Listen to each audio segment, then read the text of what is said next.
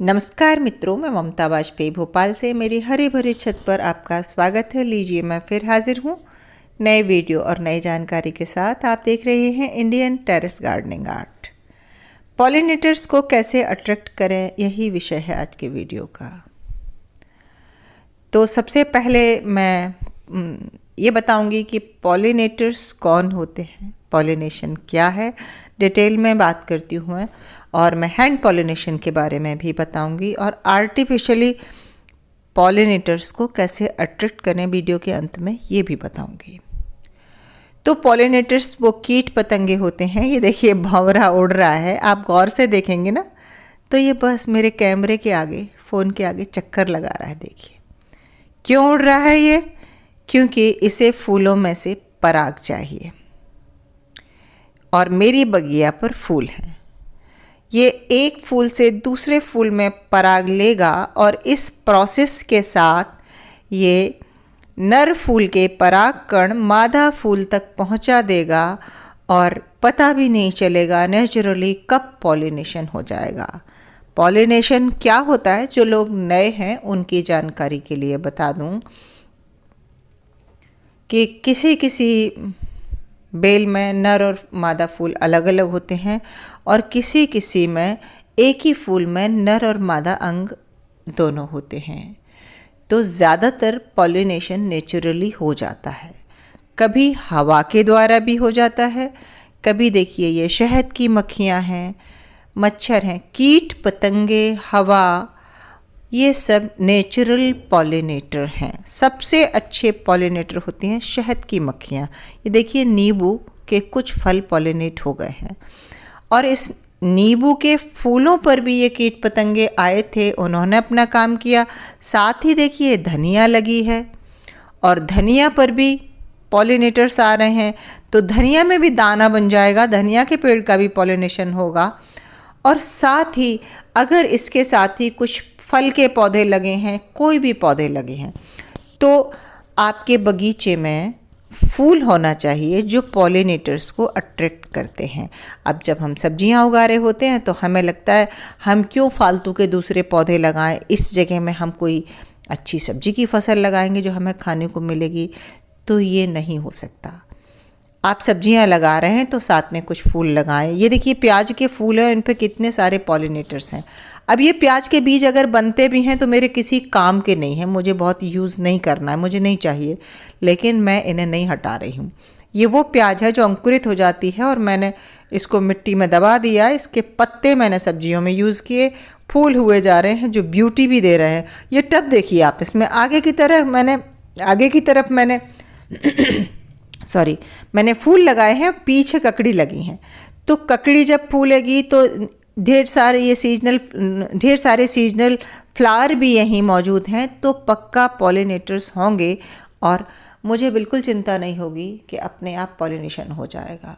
तो जब हम बागवानी कर रहे हैं तो कुछ फ्लोरल, कुछ सब्जियां, कुछ फ्रूट प्लांट, कुछ मेडिसिनल प्लांट, जैसे कि हम कहते हैं जैव विविधता, बायोडाइवर्सिटी।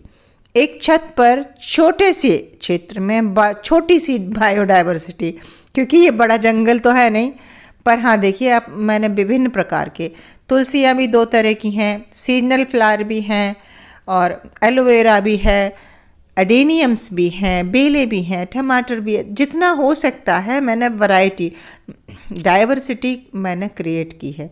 ये देखिए ये मरुआ दोना है या इसे कहें बेसिल की एक वैरायटी है। तो इसमें अभी ये फल बन चुके हैं। जब ये फूल पर होता है तो इस पर गुच्छे के गुच्छे पॉलिनेटर्स आते हैं। ये भी मैं बहुत यूज़ नहीं करती, लेकिन जगह जगह मेरे ऐसे पौधे लगे हैं। इस छत के इस कोने में भी देखिए, ये मैंने बीच में फ्लोरल लगा रखे हैं।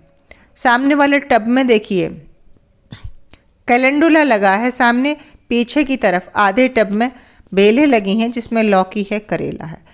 अब जब फूल इतने सारे रहेंगे, मान लो लौकी खिली और उस समय पॉलिनेटर्स आए, कम फूल होंगे तो कम आएंगे। अभी बहुत सारे फूल हैं चारों तरफ, तो पॉलिनेटर्स ज़्यादा आएंगे। अब मुझे चिंता नहीं है और आप घबराइए नहीं कि यदि आप बहुत सारे फूल नहीं लगा सकते तो मैं आपको अब हैंड पॉलिनेशन भी सिखा देती हूँ। लौकी, कद्दू, बेल वर्गीय सब्जियों में। ये देखिए नर फूल है। नर फूल की पहचान, उसमें छोटा फल नहीं होता, और ये मादा फूल है, इसमें एक छोटा सा फल होता है। अब इस बीच पॉलिनेशन नहीं हुआ, यानी नर फूल के परागकण मादा तक नहीं पहुँचे, तो ये मादा फूल मर जाएगा। देखिए एक नीचे एक और मादा फूल है और ये खराब हो चुका है। तो इस खराब फूल में ही सही, लेकिन मैं आपको आर्टिफिशियली पॉलिनेशन हाथ से कैसे करा रहे हैं, हैंड पॉलिनेशन। नर फूल ताज़ा होना चाहिए, मादा फूल भी ताज़ा होना चाहिए, और ये इसकी पंखुड़ियाँ तोड़ के और ये मादा फूल में ये देखिए इस तरह से नर फूल स्पर्श करा देते हैं, और इस प्रोसेस में पॉलिनेशन हो जाता है। मान लीजिए कि आप बगीचे में दूसरे फूल नहीं लगा पाए हैं और आपके यहाँ कुछ बेलें लगी हैं और कम फूली है और आपको पॉलिनेटर अट्रैक्ट करना है, तो आप आर्टिफिशियली क्या करेंगे? आप एक स्प्रे गन में 1 लीटर पानी लेंगे और उसमें 2 चम्मच या 1.5 चम्मच शहद डाल देंगे, और शहद को आप उसके पत्तों पर स्प्रे कर देंगे। शहद की मिठास को सूंघ कर पॉलिनेटर ज़रूर आएंगे, क्योंकि वो पराग लेने आते हैं। पराग भी मीठा ही होता है, तो मिठास कीड़ों को अट्रैक्ट करती है।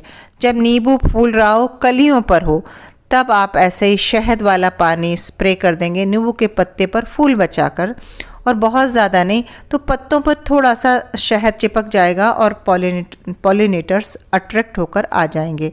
और हाँ, ये काम बिल्कुल सुबह 4 से 5 बजे के बीच में करना है, क्योंकि 6 से 7 के बीच में ही पॉलिनेटर्स आते हैं। फिर दोपहरी जैसे ही हुई तो वो नहीं आएंगे, या शाम को फिर आएंगे। तो शाम को तो ज़्यादातर कीट पतंगे सो जाते हैं। सर्वोत्तम टाइम है कि आप अर्ली मॉर्निंग उठ के 4:30, 5, 6 तक आप स्प्रे कर ही दें। मान लीजिए कद्दू की बेल है और मुझे लगता है यहाँ पॉलिनेटर्स नहीं आ रहे, या मैं आसपास मेरे पास फूल नहीं है, तो मैं इसके पत्तों पर ये स्प्रे कर सकती हूँ। ये बहुत कारगर उपाय है, आप ज़रूर करके देख लेना।